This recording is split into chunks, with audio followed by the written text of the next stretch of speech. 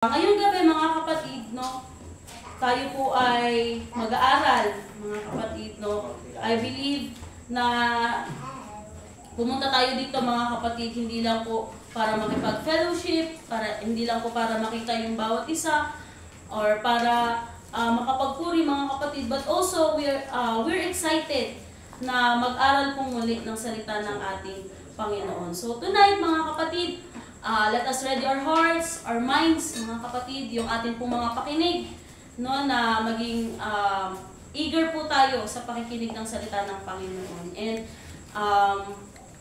kung ito man po ay makasakit sa atin, no, mga kapatid, let us thank God na He reminded us ng kanyang mga salita. And let us thank Him, mga kapatid, no, for His words, dahil especially in our generation, no, hindi tayo basta-basta mga kapatid makakakuha ng salita or makakapakinig ng salita ng Panginoon, especially sa labas. So we are very blessed that we are here in His church, na tayo po ay makakapag-aral, tayo po ay makakapakinig ng kanyang mga salita. No po? So tonight mga kapatid, let us welcome the Word of God, let us welcome His messenger, and let us all stand po, and let us all say, God bless Brother James. God bless Brother James.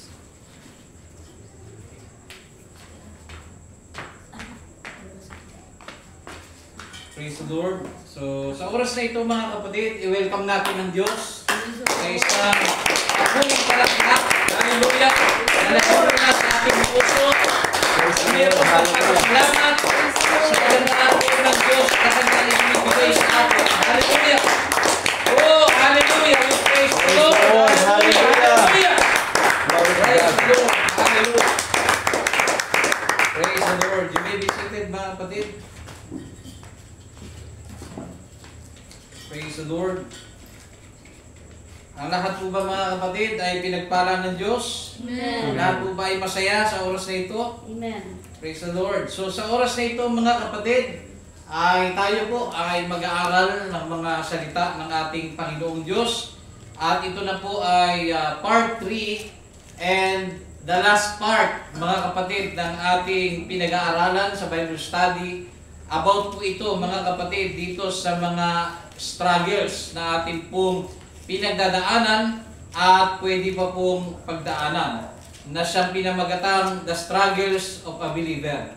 Last week or Bible study, mga kapatid, pinag-aralan po natin yung internal struggles, na kung saan mga kapatid, dito po natin pinag-aralan na sa buhay paglilingkod po natin sa ating Panginoong Diyos ay meron po tayong panloob na laban, na dilit walang iba. Una, ang temptation.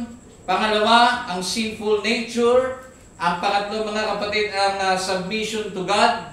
Ikaapat, ang mga doubts. At yung ikalima po ay yung tinatawag na fear. At last week, Bible study natin mga kapatid, pinag-aralan naman natin ang tinatawag na external struggles, na binubuo po mga kapatid ng worldly pleasures, persecution and discrimination, at ikatlo po ay ang suffering and trials. At sa huling yugto ng ating pag-aaralan about sa struggles of a believer, ang pag-aaralan natin sa oras na ito, how to overcome struggles in life. Okay? Gaya po ng mga una natin pinag-aralan, pag sinabing struggles mga kapatid, ito po yung pakikibaka, pakikipaglaban natin, yung mga hamon sa buhay na maaari po natin danasin. Kaya napaka-importante bilang mga lingkod ng ating Panginoon, lagi po nating tatandaan na sa paglilingkod sa ating Panginoon ay hindi po palaging smooth ang ating daraanan, hindi po palagi mga kapatid pagpapala ang lagi na lang sasapit sa ating buhay. Tanggapin po natin na sa buhay na ito, sa ating paglilingkod sa ating Panginoong Diyos, dadanas po tayo ng mga pagsubok, at kung minsan mga pagsubok po na hindi pangkaraniwan. Okay? Mga bagay na kung saan ay pwede natin pagdaanan, na kung saan ay kailangan po natin at kailangan talaga natin maging handa sa kung anuman pong bagay ang pwede po natin danasin, at mga bagay o daan sa buhay na pwede po natin tahakin mga kapatid. So sa oras na ito mga kapatid, handa na po ba tayo? Mga Amen. kapatid, Amen. Amen. praise the Lord. How to overcome struggles in life. Mga kapatid, basahin muna natin ang Proverbs chapter 3, verse 5 hanggang 6. Praise the Lord. Kawikaan, chapter 3, verse 5 to 6. Kayawi ka magtiwala, buong puso at lubusan, at huwag kang mananangan sa sariling karunungan. 6. Sa lahat ng iyong gawain, siya ngay alalahanin, upang ikay patnubayan sa iyong mga tatahak. Okay. Unang bagay mga kapatid para ma-overcome po natin, malampasan po natin ang mga pagsubok sa buhay. Una po ay ang tinatawag na seeking God's guidance. Okay? Sinasabi rito, believers can seek God's guidance through prayer, scripture study, and fellowship with other believers. Binanggit po kanina ng ating kapatid, ang Proverbs chapter 3, verse 5 hanggang 6, na sa Diyos tayo magtiwala. Magtiwala ng ano daw po mga kapatid? Buong puso at lubusan. At huwag tayong mananangan sa sariling karunungan. Okay? At sa lahat po ng bagay na ating gagawin, ang sabi ng Biblia mga kapatid, sa Diyos po, dapat po tayo ay sumangguni. Tama po ba, mga kapatid? Siya ay sangguniin sa lahat mong mga balak at kanyang itutumpak ang lahat ng iyong lakad. Itatama ng Diyos ang lahat po ng ating mga lakad. So ngayon po, kung tayo po ay nagdadaan sa mga struggles, okay? Kung tayo po ay nagdadaan, ang dapat nating tandaan, sa Diyos tayo magtiwala.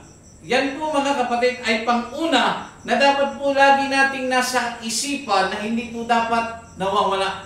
Yung pagtitiwala, sa Diyos tayo magtiwala buong puso at lubusan. So dapat mga kapatid, yung bagay na yan ay hindi po nawawala sa ating mga buhay, sa ating puso at kaisipan mga kapatid. At ang sabi, ulitin ko po, sa lahat ng ating mga gagawin, isang guni sa Panginoon. Maliwanag po mga kapatid. So dito po, ang seeking God's guidance mga kapatid ay napaka-importante, lalo na po pagdating po sa tinatawag po na prayer. Okay? Ang guidance ng Diyos, maaari po natin yan makuha sa prayer, lalo na po sa pag-aaral ng salita ng ating Panginoon. Pangalawa po mga kapatid, how to overcome struggles in life. Pangalawa, ito po yung tinatawag na reliance on God's grace. Pag sinabing reliance, mga kapatid, pagtitiwala, nakadepende ka, mga kapatid, sa ating Panginoon doon sa kanyang tinatawag na biyaya. Ang sabi nito, mga kapatid,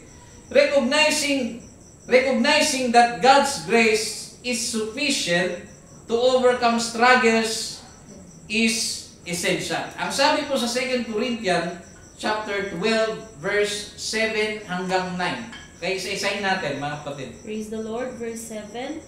Ngunit upang hindi ako magyabang sa dami ng kamanghamanghang mga bagay na nasaksihan ko, ako'y binigyan ng pahirap sa aking katawan na nagsisilbing sugo ni Satanas upang pahirapan ako, at nang sa gayoy hindi ako maging palalo.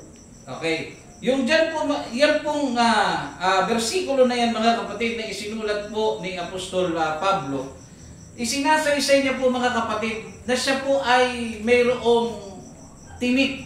Okay? Mayroong tinik yan mga kapatid sa isang translation mga kapatid na siyang nagiging balakid sa kanyang paglilingkod sa ating Panginoon. Ang sabi po ng mga dalubhasa na mga nag-aaral sa Biblia, may mga spekulasyon po sila kung ano po yung tinutukoy na tila karamdaman sa kanya. No?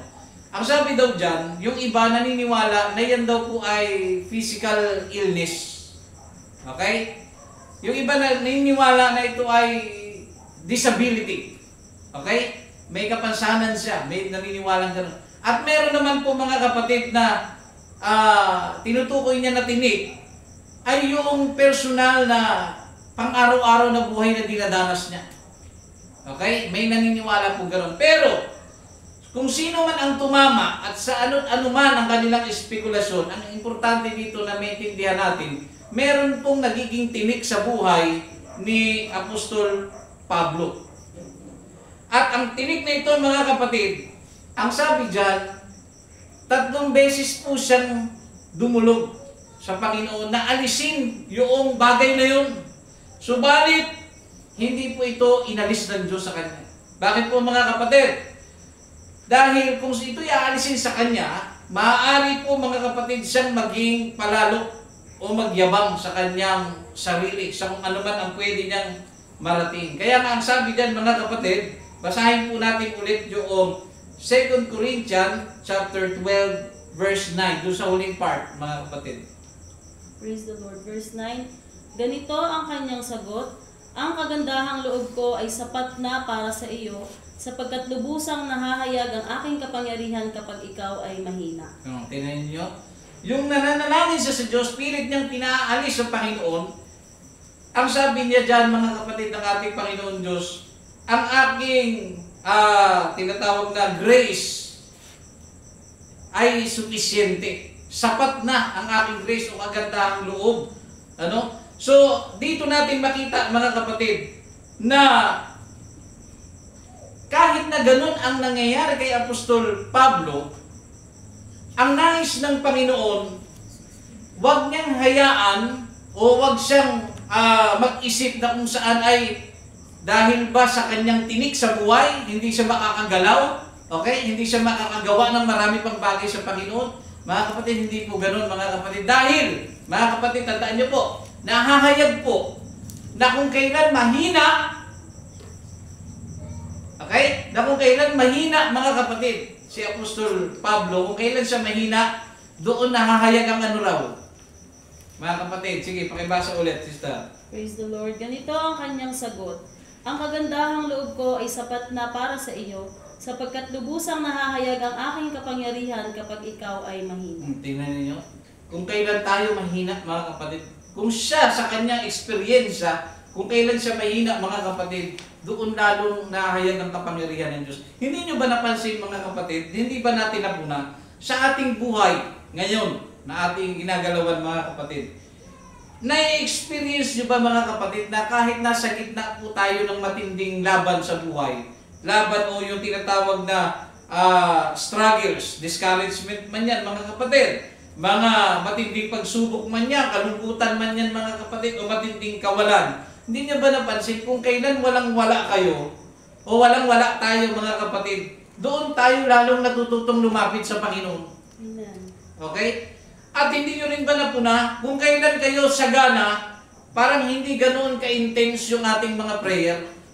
Hindi ganoon kadalas ang paglapit ng tao mga kapatid sa Diyos kapag kabusog siya. Pagka alwa ang kanyang buhay, hindi ganoon ka-intense ang kanyang pagdulog sa Panginoon. Pero kapag tayo po ay nandoon sa mga bagay na kung saan aminado tayong hindi natin kaya kung wala ang Panginoon, lalo tayong napapalapit sa Diyos. Hindi niyo napansin mga kapatid? No? Lalo na pag bigat na bigat ka na. Minsan kahit alas 12 ng gabi mga kapatid, mananalangin ka sa Panginoon dahil talagang ang bigat eh. Sobrang bigat ng iyong dinadanas. Kaya naman kung kailan ka mahina, kung kailan ka nandoon sa pangangailangan mga kapatid, doon nahahayag ang kapangyarihan ng Diyos sa bawat isa sa atin. Doon natin nare-realize mga kapatid na ang Diyos ay tunay sa tuwing tayo po ay nasa baba. Sa tuwing tayo po mga kapatid ay nasa pangangailangan, doon natin nare-realize na wala na dapat pag-asa, wala na dapat tsansa, pero dahil sa iyong paglapit sa Panginoon, sa iyong pananampalataya sa ating Panginoong Diyos, ang Diyos po ay tumugon at ipinapahayag niya ang kanyang dakilang kapangyarihan sa atin, lalo na mga kapatid, hindi lang sa kasaganahan, kundi sa ating pong dinadanas na kapighatian o mga struggles mga kapatid sa ating buhay. Ikatlo po mga kapatid, how to overcome struggles in life. Ikatlo mga kapatid, ang sabi dito, practicing self-discipline. Okay? Para ma-overcome po natin ang mga struggles na dadating sa ating buhay. No? Ito man po mga kapatid ay pangkaraniwan o hindi pangkaraniwan. Ang sabi dito, developing self-discipline and resisting worldly temptations can help believers live a more disciplined life. Una po mga kapatid, dapat natin maintindihan sa pagdidisiplina. Napaka-importante po ng tinatawag na fasting. Basahin po natin ang Matthew chapter 6 verse 16 hanggang 18. Praise the Lord. Verse 16, kapag kayo'y nag-aayuno, huwag kayong magmukhang malungkot tulad ng mga mapagkunwari. Hindi sila nag-aayos ng sarili upang mapansin ng mga tao na sila'y nag-aayuno. Tandaan ninyo, tinanggap na nila ang kanilang gantimpala. Verse 17, sa halip, kapag nag-aayuno ka, maghilamos ka. Lagyan mo ng langis at ayusin mo ang iyong buhok upang huwag mapansin ng mga tao na ikaw ay nag-aayuno. Okay? Ang iyong ama na hindi mo nakikita ang tanging makakaalam nito. Siya na nakakakita ng ginagawa mo ng lihim, ang siyang magbibigay ng gantimpala sa iyo. Okay? Napansin nyo, napunan nyo mga kapatid, itong talata ng Matthew chapter 6 verse 16 hanggang 18. Meron pong dalawang klase na disiplina tayong makikita dito. Una yung disiplina sa ating physical. Na pag tayo daw po ay nag-aayuno, ay dapat hindi po tayo namamanglaw yung muka, yung tipong pahalata ka na nag-aayuno ka. No? Dapat pala kapag ikaw ay nag-aayuno, hindi ka dapat mapuna o mapansin o mahalata na ikaw po ay nag-aayuno. Ayusin mo ang iyong muka, no? Maghilamos ka, langisan mo ang iyong buhok. Ibig sabihin mga kapatid, kung paano ang iyong itsura kapag busog ka, di ba?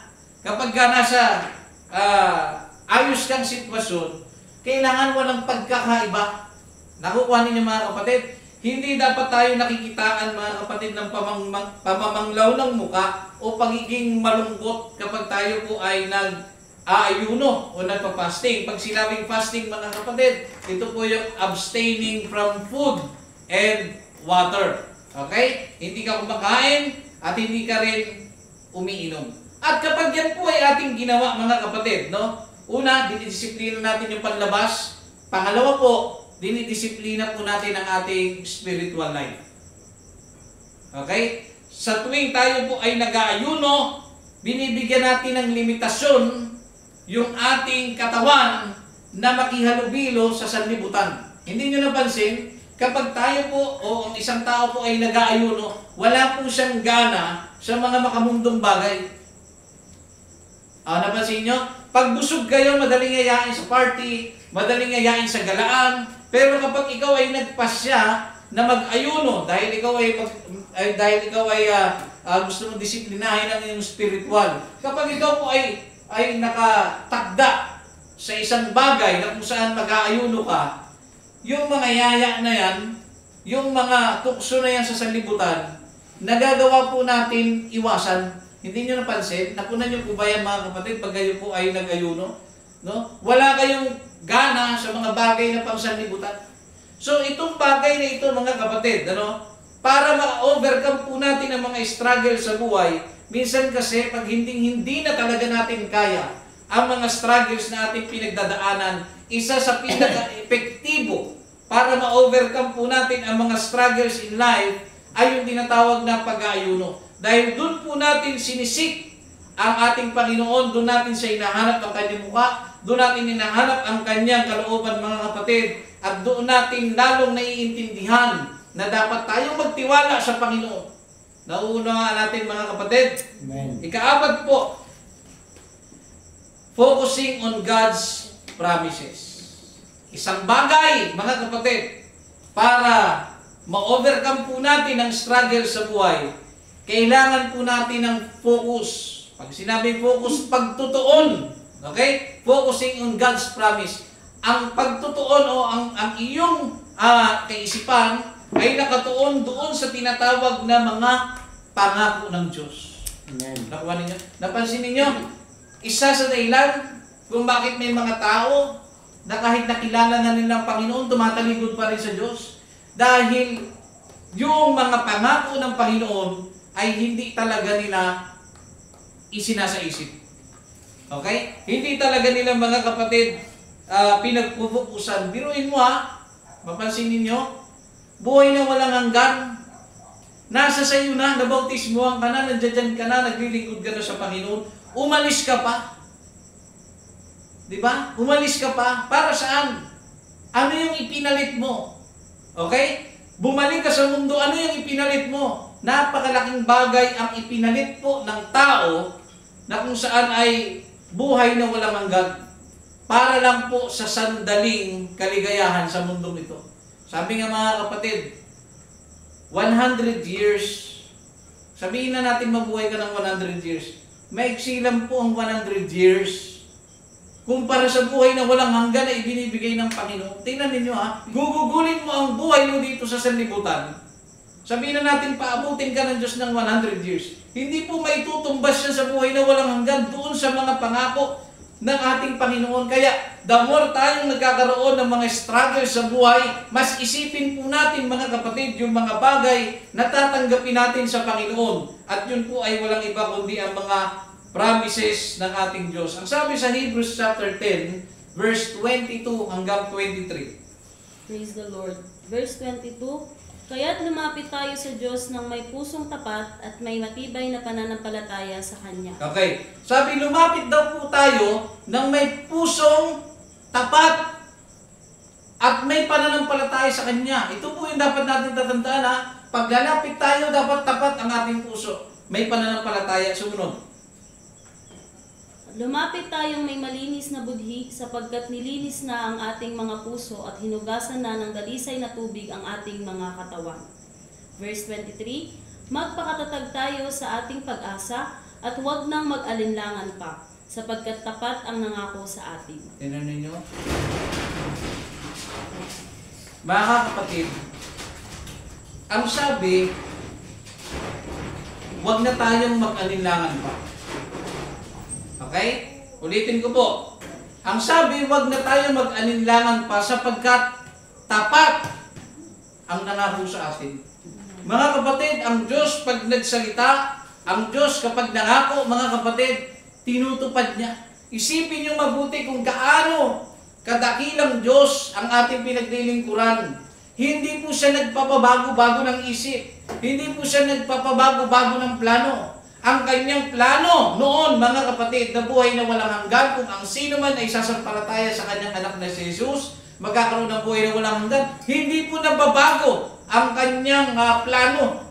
Okay? At ayaw niya na ang mga tao po ay mapahamak, kundi magkaroon po ng tinatawag na buhay na walang hanggan. Napakaraming promise ng Panginoon, napakaraming niyang mga ipinangako sa atin bilang mga mananampalataya. Doon po tayo, mga kapatid, magtuon ng ating pag-iisip. Okay? Noon naman natin, mga kapatid. Amen. Ikalima po, for the last. How to overcome struggles in life. Number 5, learning from others. Yan. Napaka-importante po, mga kapatid, na matuto tayo sa bawat isa. Ang sabi dito, seeking guidance and support from other believers can provide valuable insights and encouragement. Ulitin ko po, mga kapatid. Seeking guidance and support.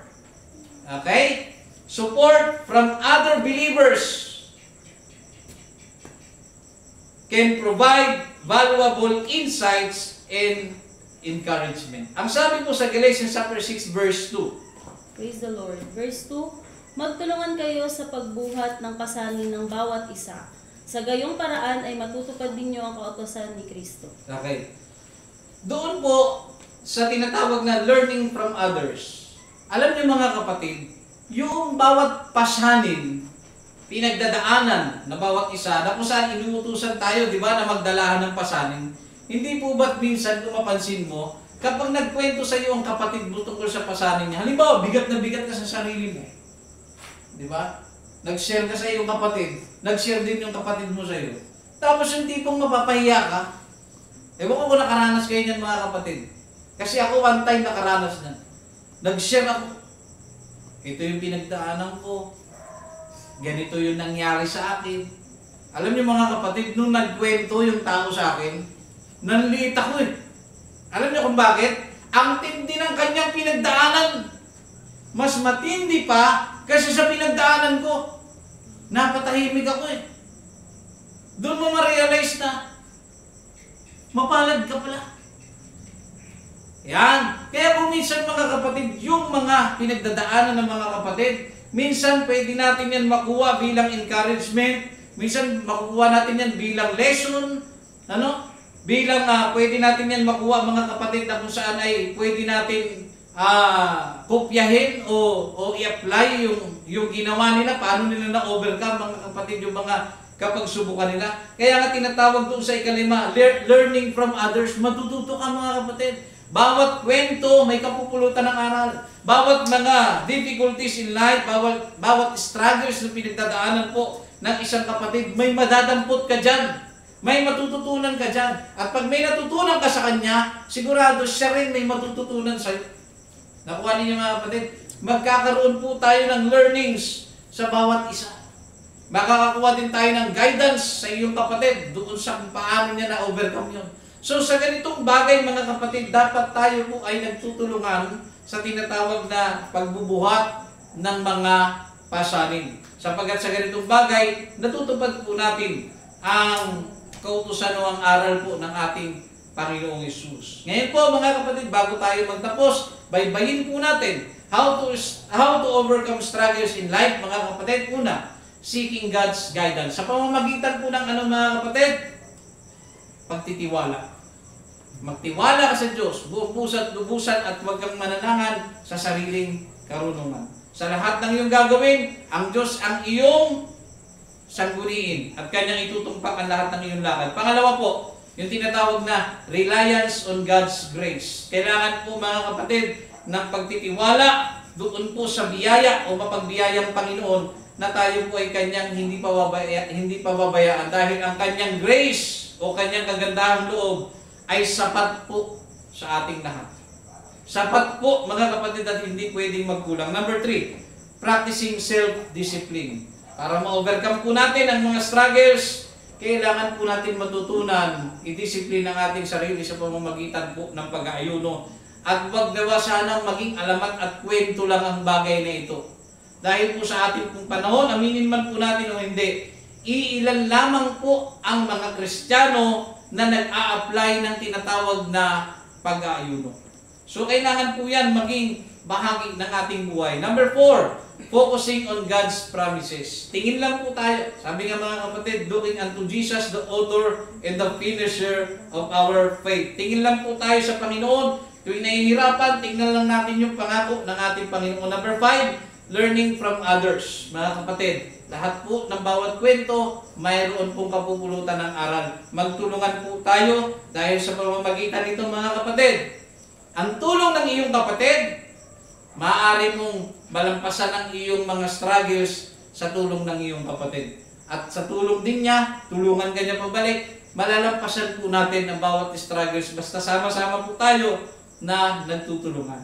At sa oras na ito mga kapatid, palakpakan po natin ang ating Panginoon. Praise the Lord. Hallelujah. Hanggang dito na naman po ang ating pag-aaral patungkol po sa how to overcome struggles in life. At nawa mga kapatid, ang masaganang biyaya ng Diyos, ang Kanyang salita ay nanahan po at na pumasok po sa ating puso't kaisipan. At sa oras na ito mga kapatid, ay purihin po natin ang ating Panginoon.